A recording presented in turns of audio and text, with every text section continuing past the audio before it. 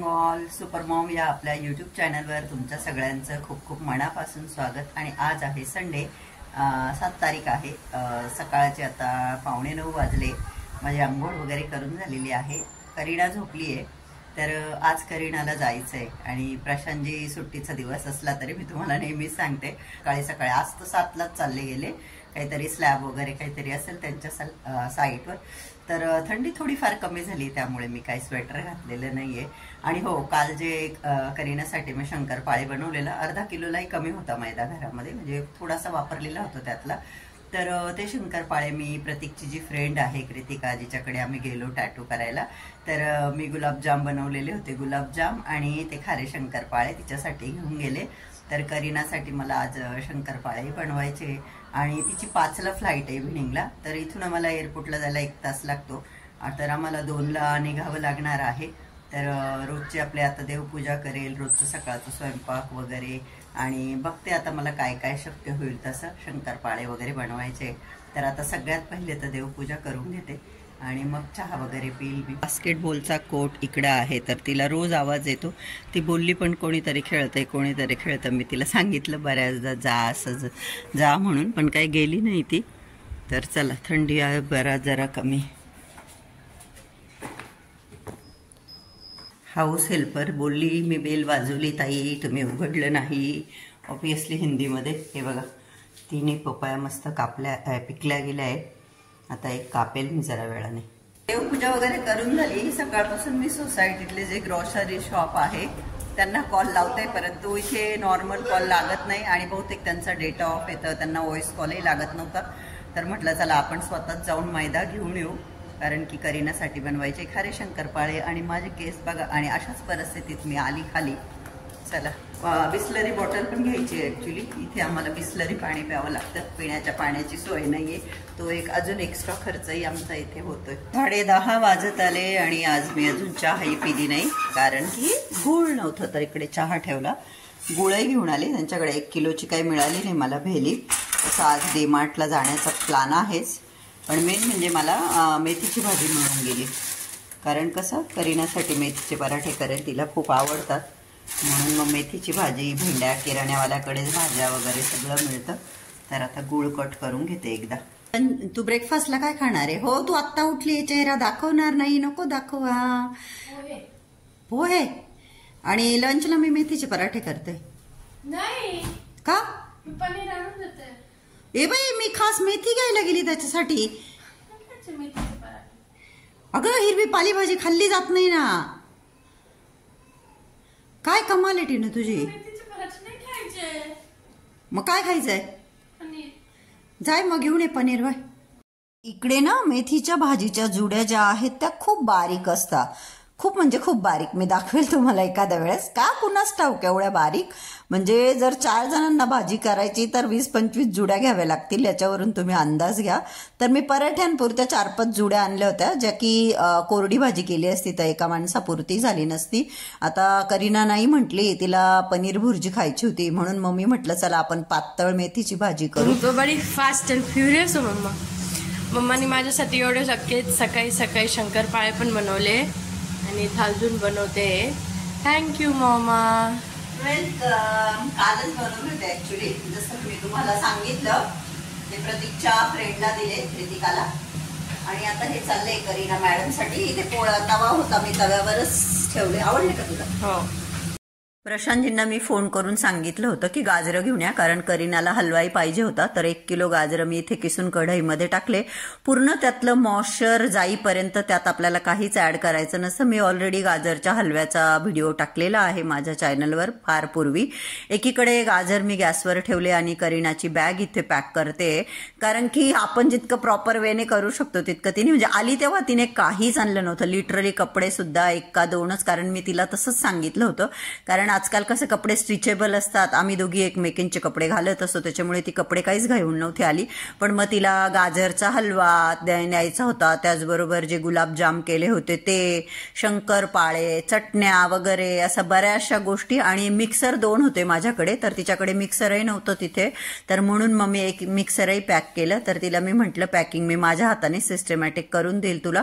तर मग मी इथे तिची बॅगही पॅक करते. आज खूपच धावपळ होती माझ्या मागे, त्याच्यामुळे मी डिटेल काही असं शूट घेत बसली नाही. प्रशांतजी आराम करताय बेडवर आले म्हणजे ते. हे बघा आता पाणी सगळं त्यातलं हे झालं मॉइश्चर, आणि त्यानंतर मग मी दूध टाकलं आणि दुधामध्ये गाजर चांगले शिजवून घेतले आणि नंतर मग मी त्याच्यामध्ये साखर ऍड केली. करीना बोलली की ड्रायफ्रूट नको टाकू, अदरवाईज मी ड्रायफ्रूट पण टाकणार होते. तर तिला खूप आवडतो गाजरचा हलवा. हे बघा इथे गाजरचा हलवा बनवून तयार झाला. कढई थोडी पातळ असल्यामुळे तो खाली थोडी काळी झाली कढई, पण हलवा माझा इथे बनून झाला. माझ्या पाठीवर आणि खूप ओझं झालंय का? चला जा. गुड बॉय पापा. पापाने 2 सामान घेऊन घेतलं बघ. कुठे? हे आणि हे 2. 20 नाही आहे ना ते?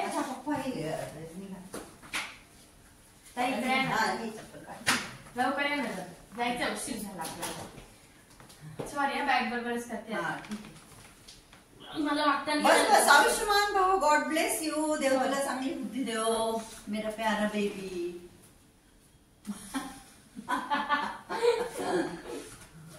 लव यू मम्मा. लव यू मेरा बच्चा.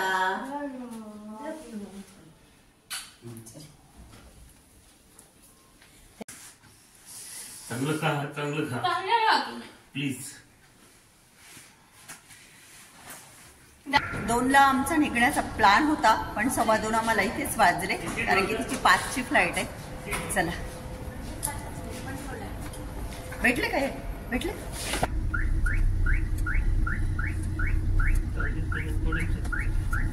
मला असं 3:30 वाजलेले आहेत. आम्ही पोहोचलो एअरपोर्टला. ठीक आहे, म्हणजे वेळेवरच म्हणावं लागेल. खूप अर्ली नाही आणि खूप लेटही नाही. आणि एअरपोर्टवर छान छान अशी फुलांचे गार्डन आहेत. नाही ते automatic photo. Oh my God. Fast track मधून व्यवस्थित ठिकाणी गाडी लावा. तिथपर्यंत बाय बोलताय व्यवस्थित. दोघं बोलतील ना असं एकटं थोडी. हा ना, मग त्यांना ते 70-80 ला इथं काहीच नाही. तुला माहित नसेल. ते बघा ती पुढे इनोवा आहे त्याच्या मागे लावू.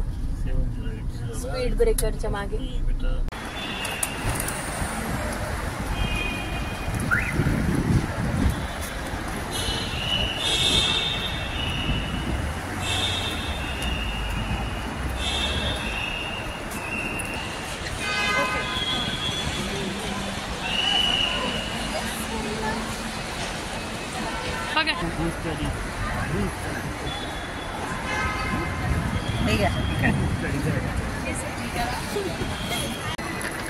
म्हणजे अजून बाय व्ह्युअर्स.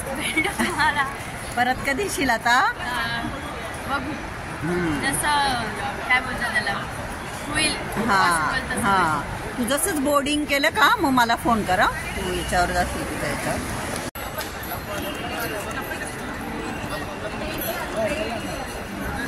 बाय. करीनाने खूप लहानपणापासून फ्लाईटने ट्रॅव्हल केलंय, परंतु एकटी आज ती फर्स्ट टाइम जात होती इथून. लास्ट टाइमही आली तेव्हा प्रतीक बरोबर आली, प्रतीक बरोबर गेली. ह्या वेळेसही ती प्रतीक बरोबर आली. जाताना एकटी जात होती आणि खूप काही मोठी गोष्ट नाही. आजकाल खूप लहान लहान मुलं मुली एकटे ट्रॅव्हल करतात प्लेनने. पण एक आई म्हणून नाही का, मला असं ती जेव्हा लांब लांब जशी जशी ती लांब जात होती तसं तसं मला असं टेन्शन आल्यासारखं होत होतं. ही व्यवस्थित जाईल ना, सगळं व्यवस्थित करेल ना. पण मेन म्हणजे करीना मुंबईच्या घरात पोहोचून गेली अंधेरीला प्रतीककडे. आणि त्यानंतर आम्ही डीमार्टला गेलो होतो, त्याच्यामुळे आम्हाला खूप उशीर झाला घरी यायला. म्हणजे आमच्या घरापासून 1 तास एअरपोर्ट आहे, तरी पण आम्ही जेव्हा घरी आलो करीना ऑलरेडी अंधेरीला पोहोचली होती. कारण आम्ही बरेच कामं केले, बरेच तास आम्ही घराबाहेर होतो. जायच्या वेळेस जसा प्रतीक इमोशनल झाला होता तशी करीनाही इमोशनल झाली. हळूहळू मी मात्र थोडी स्ट्रॉंग होत चालली आहे ह्या सगळ्या गोष्टींची. म्हणजे आता हेच असणार ना, असं आता ते तिकडे आम्ही इकडे इमोशनल व्हायला होतं. प्रशांतजी आमचे ऑलरेडी खूप इमोशनल पर्सन आहे, करीनाच्या बाबतीत जरा जास्तच. मग अशा वेळेस मी थोडं स्ट्रॉंग बनते, कंट्रोल करते स्वतःला. गेली तिला सोडून आलो आम्ही. फ्लाईट तर तिची 5ला आहे. डीमार्टला आम्ही पोहोचलो, परंतु एक पण ट्रॉली नाही. बाहेर पार्किंग मधून ही ट्रॉली मी आता मध्ये घेऊन जाते, कारण गरज मला आहे तर मलाच घेऊन जावी लागेल ट्रॉली. आज संडे आहे आणि इतकी गर्दी असल्यामुळे मध्ये एकही ट्रॉली नाहीये, तर मी बाहेरूनच आता ही ट्रॉली घेऊन जाते. प्रशांतजी गाडी पार्क करायला गेले पार्किंगमध्ये. डीमार्टला ग्रॉसरी घेतल्यानंतर मला जे मार्गशीर्ष महिन्याच्या गुरुवारांची पुस्तिका, कहाणीचे पुस्तकं घ्यायचे होते आणि त्याचबरोबर इतरही काही वस्तू ज्या आम्हाला डीमार्टमध्ये मिळाल्या नाही त्याही आम्ही घेतल्या. आणि आम्ही नर्सरीवरही गेलो, कारण की मला तुळशी घ्यायची. बऱ्याचदा माझ्या ठाणे, हैदराबाद फेऱ्यांमध्ये माझी तुळशीच टिकत नाहीये, पण म्हटलं आता आपण स्टेबल आहोत इथं तर नवीन तुळशी घेऊ. परंतु आम्हाला इथे नाही मिळाली आणि आम्हाला घरी येत बराच उशीर, म्हणजे जवळजवळ आम्ही 2ला घर सोडलं आणि आम्ही 8ला घरी आलो. तोपर्यंत करीना पोहोचून गेली होती घरी.